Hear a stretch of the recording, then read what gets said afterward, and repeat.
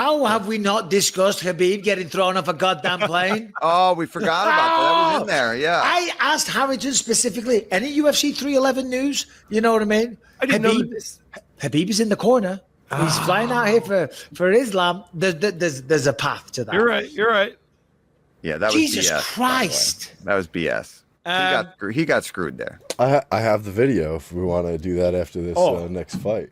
Yeah, well, yeah. Should we finish the fights and then we'll shit on Frontier Airlines? Yeah, we might as well. Khabib Nurmagomedov. Khabib.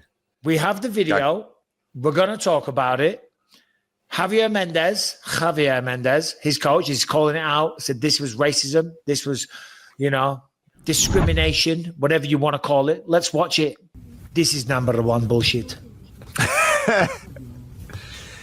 I mean, shout out to Khabib for handling it the way he did. He didn't start cursing. He didn't lose his mind. He didn't flip out. And I do think I'm not one of those guys that is quick to jump to the conclusion that it is a bit racist or profiling them for that. But in this case, once he knew what was going on, he had said yes to the instructions. And I'm sorry. That's who I want in that exit row by that door if something goes wrong and people need help. I want Khabib and his athletic teammates to be helping people out of there, not some 300-pound person sitting in that exit row. So you're a bastard because you took my point because I was talking about it whilst I was getting my dick stamped earlier. And I was like, you want the greatest lightweight fighter the sport has ever seen in the exit row. Okay. Yeah.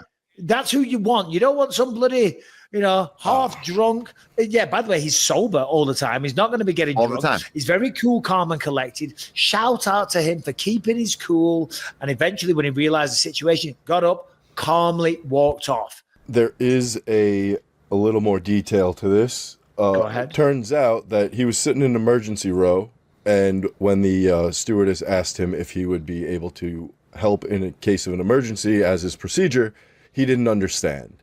So they wanted to move him to a different seat, and then he was like, no, this is my seat. And then there was they got into it from that. So That's why he got escorted off the plane, because they wanted to move him with somebody else who they thought would be more apt to help, and then he didn't want to move. He did. He did say, though, that earlier when he first checked in, they said, this is an exit row. You're prepared to do this. He said, yes, of course. So it could have been a thing where it's like, stop asking me 100 times. I've already said yes. I'm down to do this. Okay, so now I'm maybe seeing another side because of what Brian just said. Maybe in their mind, they're like, well, hold on a minute. There's definitely a language barrier here. If, God forbid, there is an emergency, we can't have a language barrier when we're trying to give you instructions to help. Just playing devil's avocado. Yeah, that's the point that they made in the statement. Yeah. Right. Yeah. But I like to shit on the airlines, though. I like to shit on them. So I'm sorry. And Michael, you know as well as I do, and we don't know if this is the case. We weren't there. This is all just hypothetical. But some of these people on those airlines get a bit of an ego trip, the fact that they have this power over you, right? Yeah. So I think there was a little bit of that. I think maybe he didn't give them the right answer right away. And then when he got, and I also heard that then a lady potentially translated it better for him and told him exactly what it was that they were asking. And then he said yes. And they can be assholes. I will go as far to say this, that I, for the most part, hate airline staff. I hate them. But then when I do find one that does their job well, does it with a smile on their face, gives me good service, treats me like a human being, I always go out of my way to say, do you know what? You are a credit to this airline, because I want to say, and maybe I'm off the mark, I'd say 70% of them begrudge assisting you, serving you in any way, shape, or form. They're nasty. They don't want to be there. It used to be back in the day.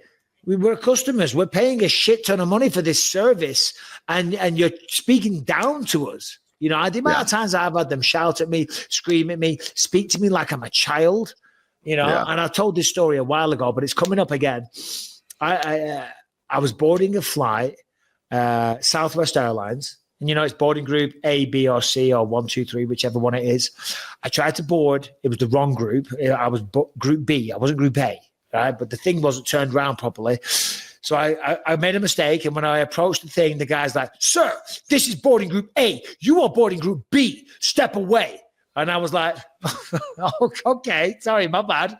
I thought it was my time to board. So I stood there with some guy, right? And he was like, he was a bit of a hard on. And we just like kind of giggling to ourselves. And then when I walked up next time, he had some sunglasses on his head.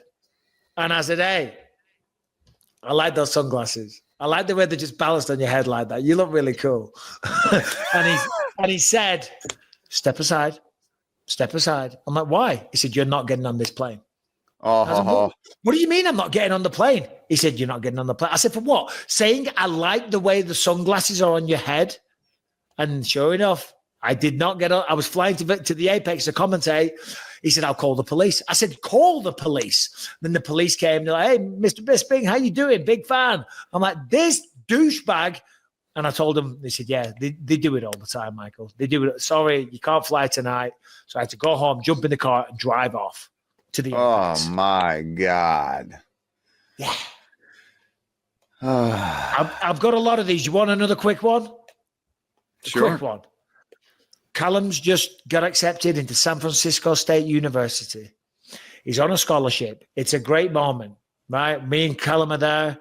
I'm so proud of him. We're happy. We're joyous. We get to San Francisco airport. We walk up to the security bit, and the woman was like being like, she's really snarky. And I said, oh, you're in a great mood, aren't you?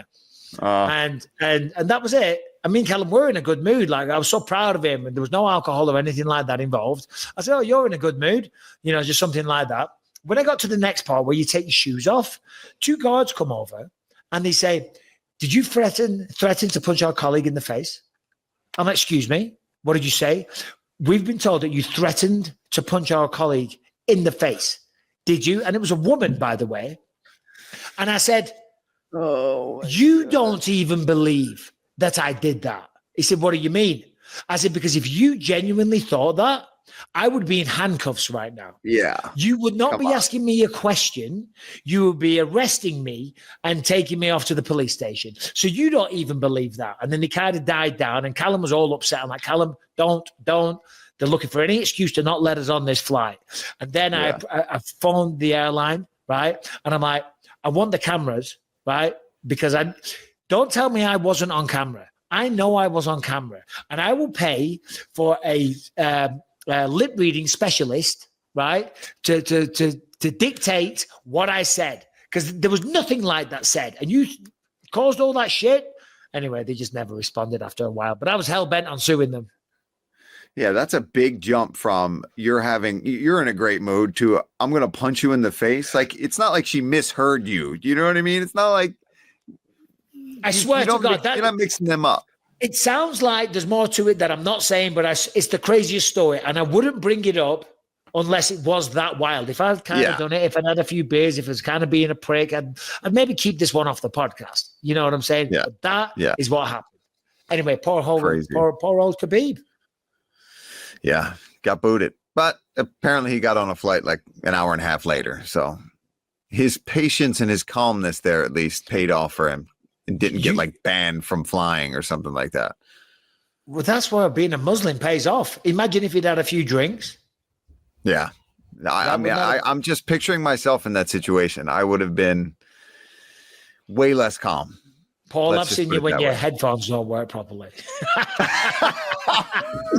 Let alone getting thrown off a plane. Anyway, every serving of Magic Spoon high-protein cereal has crazy macros. 13 grams of protein, 0 grams of sugar, and just 4 grams of net carbs. And they come in many nostalgic flavors like cocoa and cinnamon roll. By the way, the treats that I mentioned, Magic Spoon's high-protein treats are crispy, crunchy, airy, and an easy way to get 12 grams of protein on the go. They come in nice flavors like marshmallow, chocolate, peanut butter, and dark chocolate. And right now, you can get $5 off your next order at magicspoon.com/BYM. Let me tell you, this is delicious. Sounds too good to be true. You will love it. magicspoon.com/BYM. Get $5 off, or look for Magic Spoon on Amazon or in your nearest grocery store.